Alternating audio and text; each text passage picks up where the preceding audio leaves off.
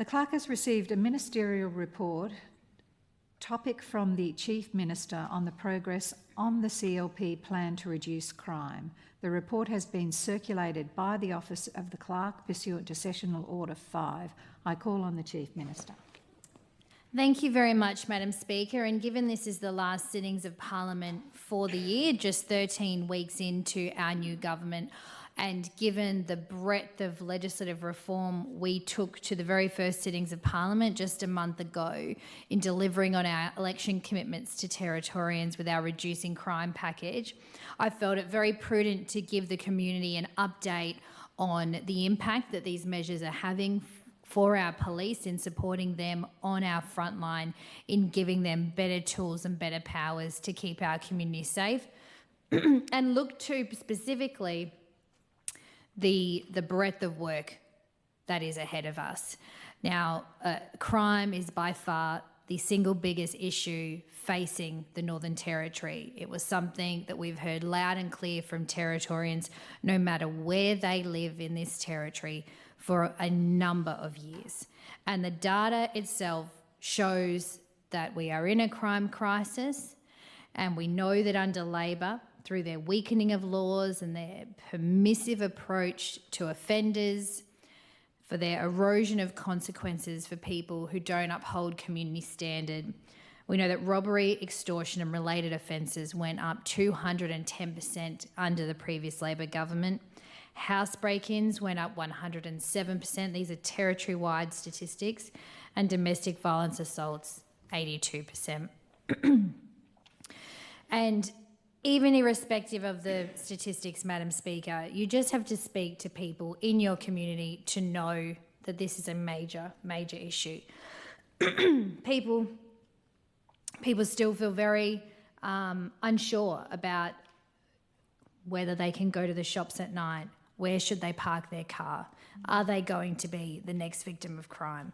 And so it is really, really important that we continue to look at every opportunity to deliver better outcomes when it comes to community safety for our people. We've achieved a lot in just 13 weeks, Madam Speaker. Of course, we passed through the Parliament our reducing crime package. And what that entailed was amendments to the Police Administration Act, which gave greater enhanced flexibility to our police to undertake wanding for weapons. And what we did is put greater power back in the hands of police in determining when and how they wand, and made it much more a simple, streamlined, quick process to organise those approvals to get that done. We also passed significant changes to the criminal code through Declan's Law, which was also a wanding component, where we had a new offence of ram raid so that police can charge someone for the standalone offence of ram raid rather than a collection of offences, where police can charge people for post and boast, that is posting crimes on social media in an attempt to glorify offending, and of course lowering the age of criminal responsibility from 12 back to 10, as had previously been the case in the Northern Territory, except for that short period where it was raised. We made changes to the Sentencing Act around assaults on workers, where we increased penalties, including minimum mandatory sentencing for assaults on workers and assaults on police, including spitting, something that is happening far too often on our frontline, to our frontline workers. And we made changes to the Liquor Act around nuisance public drinking and drinking in public places by reintroducing the offence that gives police the powers, a broad range of discretionary powers to fine, charge and arrest people for public drinking in non-exempt areas. Our changes to the Bail Act were a significant part of Declan's Law, and of course, whilst the other laws I've mentioned have come into force from 30th of October, the Bail Act component of Declan's Law will come into effect come January. And we've spoken about the need to make sure that our court systems are ready for that our IT systems are ready, and that corrections have adequate electronic monitoring bracelets to be able to fulfil the intent of that legislation. And we were very serious about bringing that all on urgency. It's not something we did lightly, but we took to the election a very clear plan that they were the promises we made. And so we had the surety of the community to make sure that reform took place last sittings, and that is all now in operation. And so fast forward a month, Madam Speaker, since those laws have been in operation, with the exception of the bail, we continue to see dangerous, severe offending right across the Territory. And there is no sugarcoating the situation the Territory is in. That immediate piece of reform was designed to give police some immediate tools. But we know, and the community knows, there is much work ahead of us to turn the tide, to turn the ship. But at least for the first time in as long as anyone can remember, the Territory is moving forward and we are taking action on these issues. We've seen some horrendous offending, particularly in Alice Springs, and I want to commend our police who've stepped up Operation Ludlow in advance of when it was originally scheduled to commence, which has surged police into Alice Springs and has a really keen focus on making sure that we are getting to the bottom of the crime that community is seeing, particularly as we head into the summer period. Across the Territory, it was only just last week, I think, or the week before, we saw the kidnapping of someone from Daily Waters who had to drive into Katherine at gunpoint. Absolutely. You would see this in the movies, Madam Speaker. You would hardly think it would be happening here in the Northern Territory.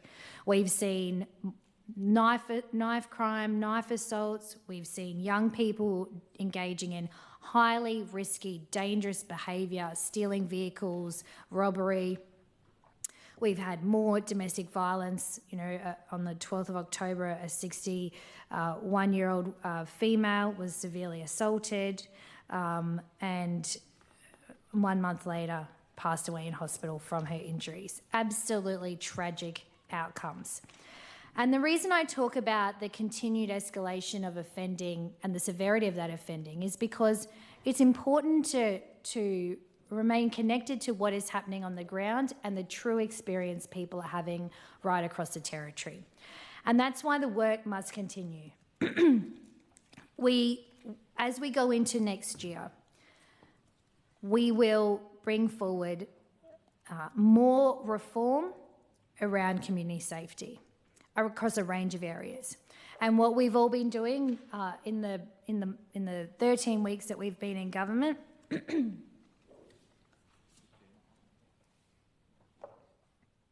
is speaking with our police and making sure we understand really clearly what tools they need to be able to keep our community safe.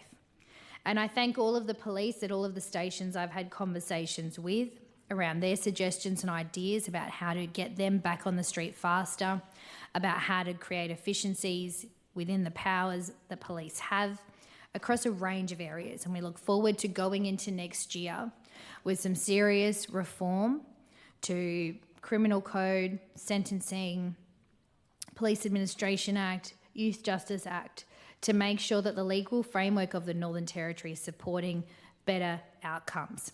But we've also been working very hard on supporting our legal services. We've got NAAJA in disarray.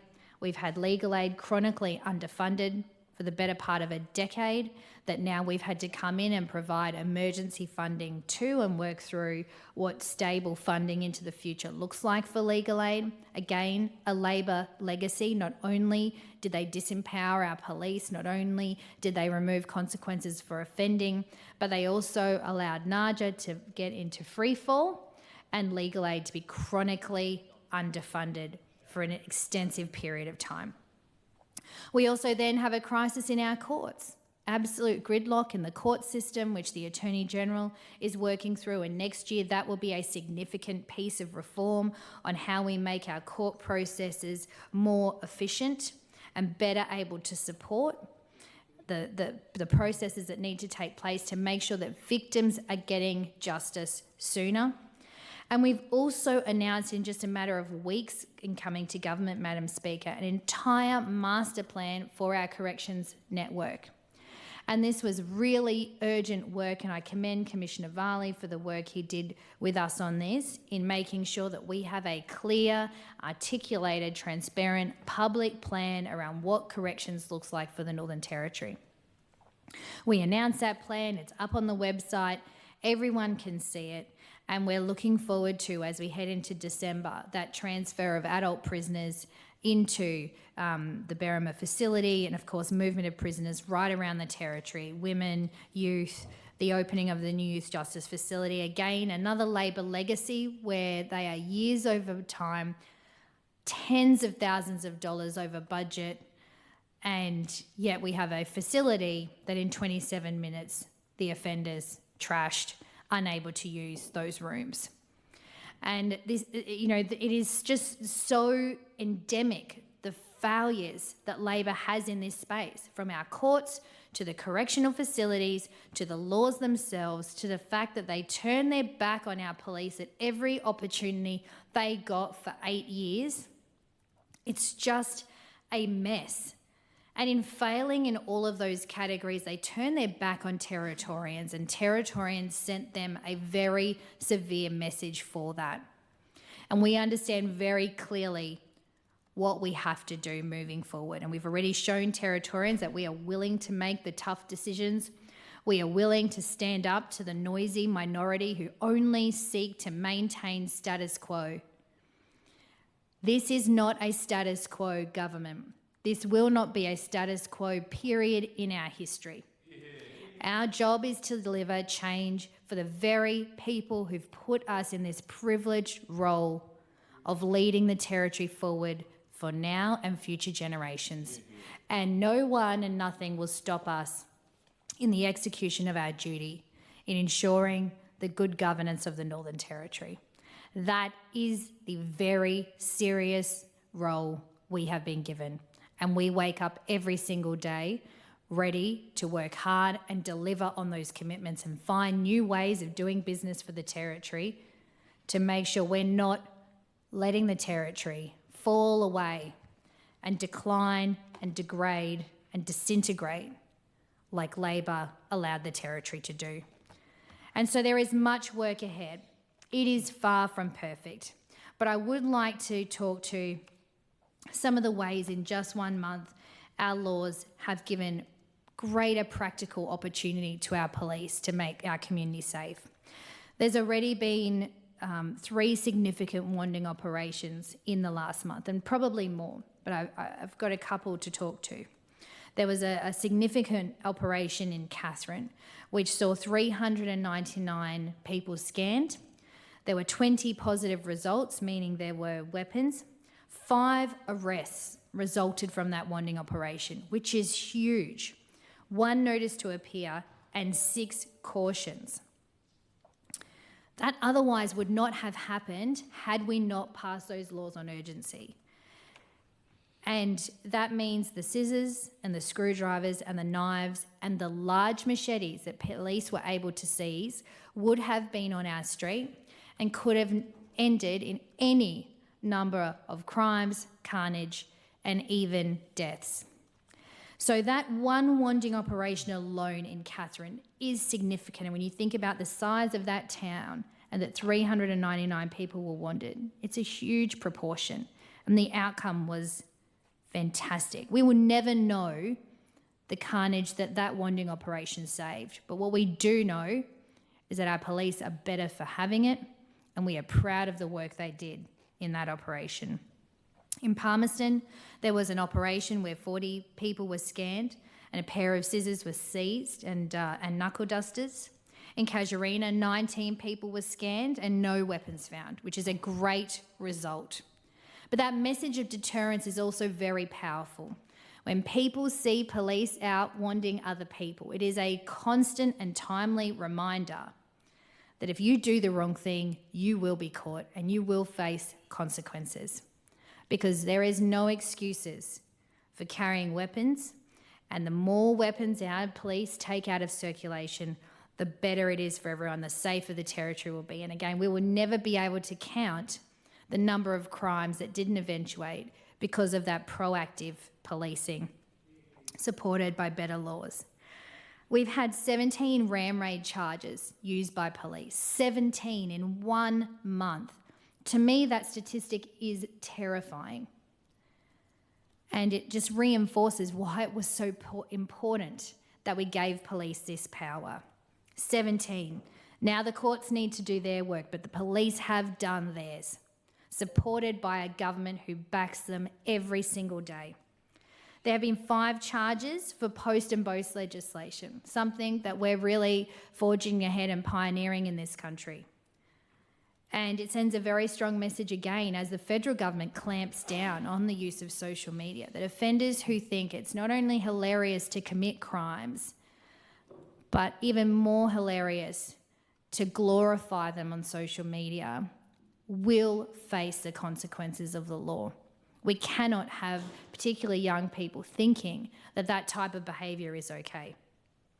And when it comes to public drinking, something that many Territorians are concerned about, nuisance public drinking, we've had 23 infringement notices issued and 2 people actually charged with nuisance public drinking. And there will be big operations happening over Christmas and New Year's, both for public drinking and, of course, for traffic. We spoke at length about the tragedy of our road toll. So that's just a bit of a snapshot, Madam Speaker. I intended this to be a very clear update on the progress, and I wanted to give really tangible examples to our community around why the law does matter. It can be a dry topic at times. It can be something that most Territorians don't think affects their daily life. But something as simple as making our wanting opportunities for police more flexible has absolutely contributed to less crime in the Territory, as have these other offences. And so we're proud of the work we were able to do immediately on coming to government, as we promised. And we look forward to the very detailed, extensive work ahead of us next year. Next year will be a very big year for the Territory, where now that our machinery of government changes are done, we've bedded down, we've refocused the public service, major pieces of reform will take place, whether it's the Territory Coordinator legislation or, as I mentioned earlier, significant reform in our court systems across our pieces of legislation that deal with offenders, give our police powers, expanding sentencing options, for example, to deliver on our commitment to have more community service. And we've already started that work with our assaults on worker legislation. But there's much more to be done there, whether it's with Department of Children and Families to make sure that we are addressing the root causes of crime, or in fact, the work that needs to be done ahead on family and domestic violence. It all has a role to play. And I'm very much looking forward to January when the bail laws come into effect, and I will provide another update into the Parliament next year when we see the impact that those bail laws will have. Because we must remember all of the victims who've lost their lives, and this particular law has Declan's namesake to remember him. There are many women, men, Territorians who've lost their lives at the hands of people who've taken to violence, and it is totally unacceptable. So, Madam Speaker, I want to thank wholeheartedly the Northern Territory Police Force. They have had the most tumultuous time under a Labor government, but in working to encourage and assure them that they have our support, that we will give them the powers and the resources they need, I know they are feeling more confident in their ability to do their job, because that was seriously coming under question under the previous Labor government. And we saw 3 successive police association surveys show that the police didn't feel that Labor government supported them. So thank you to the Northern Territory Police Force, who over this next period will be working through the holiday season. They will be surging into Alice Springs to support Operation Ludlow and community safety in that town that has been under siege, absolutely under siege. They will be out there protecting our families, leaving theirs. They'll be out on Christmas, they'll be out on New Year's, they'll be missing special moments. And we thank them for putting their hand up to serve and protect Territorians. It is an admirable cause and decision to serve your community at that highest level. And so thank you to our police. We're proud to have delivered better support to you this year, and we look forward to working with you over the year ahead to give you what you need to help us reduce crime and deliver a safer Territory for everyone.